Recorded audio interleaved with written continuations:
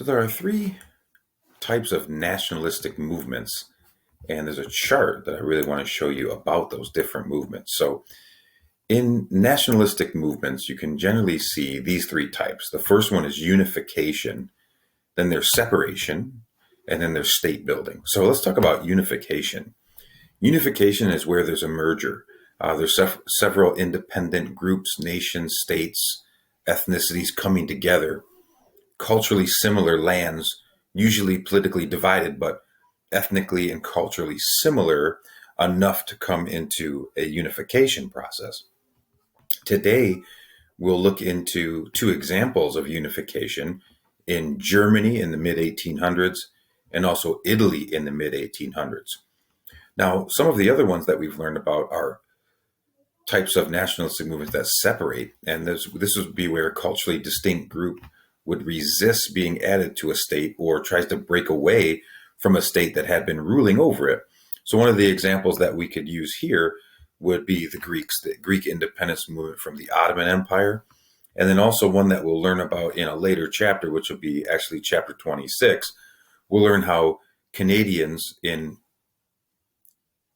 French-speaking regions wanted to separate from French control. And then a third type is state building. This is where culturally distinct groups form into a new state by accepting a single culture. This could be an example of the United States, where you have assimilation of many different diverse ethnicities, cultural practices, geographic backgrounds. And then Turkey is another example where you have, once the Ottoman Empire breaks apart, you have some of the different groups that were living there coming into play. Now, the second part of today's lesson is going to talk about nationalism and its impact on some of the old school empires, such as Austria. One of the big ones is that in 1866, Prussia defeats Austria in what's called the Austro-Prussian War. What you have to really understand is that up until this point, the region that is now Germany was mostly controlled by Austria. And so Prussia defeating them sort of takes over those very vast parts of Germany that Austria once controlled. It was called the Confederation of German States, or Confederation of the Rhine. That's going to eventually come into Prussian power and lead us into the German unification movement. Emperor Francis Joseph of Austria actually split his empire in half, and that's what became the Austro-Hungarian Empire, or Austria-Hungary, which is what it once was called. Today, they're two separate entities. Okay, we're going to talk about Italy next. Now, the Italian unification process was led by several people that were very important in that unification. The most powerful kingdom in Italy was called the Piedmont-Sardinia Kingdom, and that kingdom had adopted a liberal constitution in one of the movements of 1848 that actually failed to completely come together, but we're going to get some help here after that that's going to explain how they unified entirely. So this right here is the Piedmont Kingdom right here in northern Italy. And then you've got Sardinia, which is an island here. These two are going to eventually join together. And that's one of the processes that we're going to talk about today in uniting all of Italy. One of the key leaders in this was Camillo di Cavour. He was the prime minister of Sardinia. He was serving under King Victor Emmanuel II, and he worked to expand the power of Sardinia. He actually wanted to take over northern Italy. Northern Italy was ruled, as I mentioned earlier, by Austria at this time. In 1858, also the French Emperor Napoleon III, Napoleon Bonaparte's nephew, helped to drive Austria out of northern Italy with the help of Cavour and the Piedmont Sardinia Kingdom. This war was fought between Sardinia. They were allied with France, and they were fighting against Austria. Sardinia actually wins this and gains all of northern Italy, but the region known as Venetia. Then you had another figure that was in the north, and you had another figure at the same time, Garibaldi, who's working in the southern part of Italy. He starts by capturing Sicily, then he crosses the sea, and he takes over portions of the mainland of the South Italy. And Garibaldi then unites his conquered territories with those of Sardinia and allowed for the Prime Minister Cavour and King Emmanuel II to rule over them. Garibaldi's forces became known as the Red Shirts because they followed his lead in wearing a red shirt into battle. In 1866, the Austrian province of Venetia was brought eventually under Italian rule. In 1870, the Papal States were actually unified with Italy, and Rome became the capital city. The Pope was still in control of the section in Rome called the Vatican City. So what we're looking at here is, here's Sicily. This is where Garibaldi starts. He comes up here and conquers parts of southern Italy right here. Then you have the French island of Corsica. So that's over here with the French, but you've got all of this purple area and then all of this area in the orangish yellow, all coming into a unified territory of Italy. Next, let's go to Roman numeral number 4 and talk about how Germany unites. Talk about this a little bit more than what we had introduced in the beginning. Prussia is actually the leader of the German unification process. Prussia was mainly populated by ethnic Germans.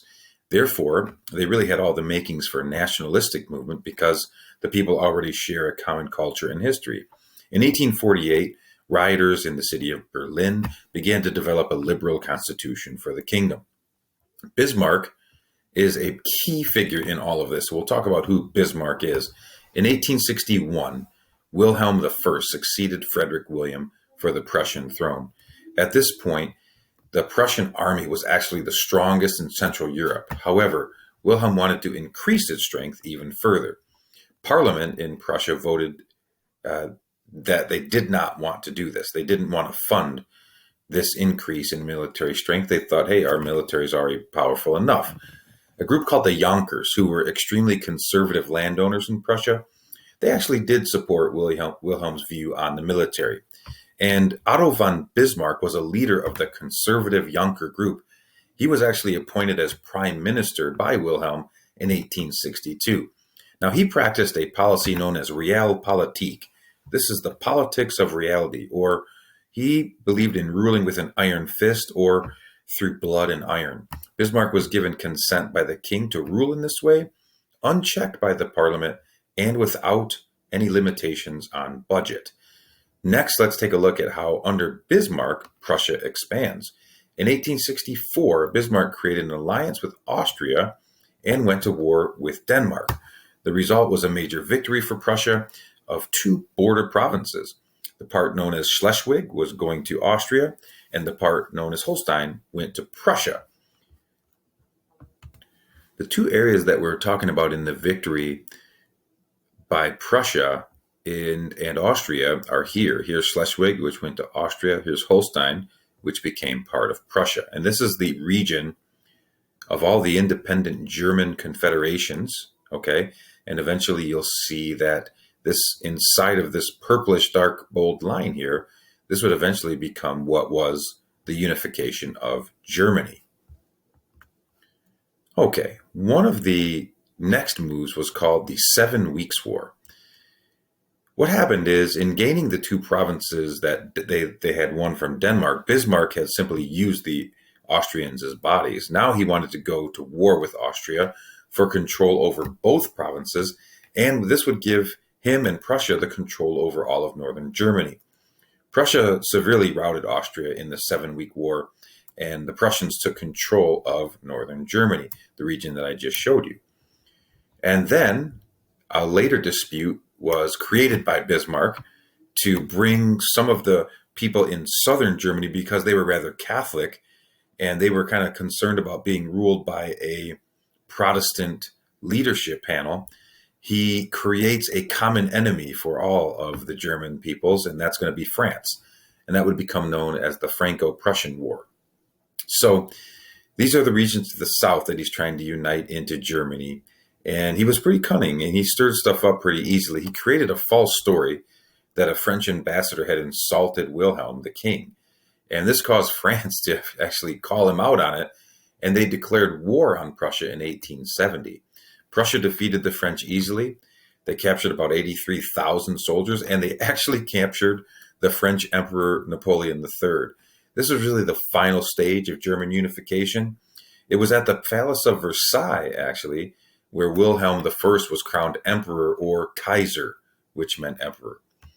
and then very similar word to Caesar in Russia. But Germans called their newly united empire the Second Reich. The Confederation or the Holy Roman Empire was the First Reich, and then you hear about later Reichs or entities of rule in history as we go through the duration of class. But all of this represented a shift in power.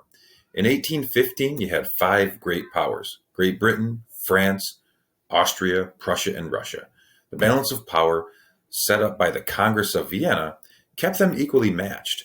Nationalistic movements changed all of the balance, and by 1871, you really had 2 key powerful entities now. That would be Great Britain and Germany that we just talked about here in this unification process. Those 2 groups became the true powers in Europe.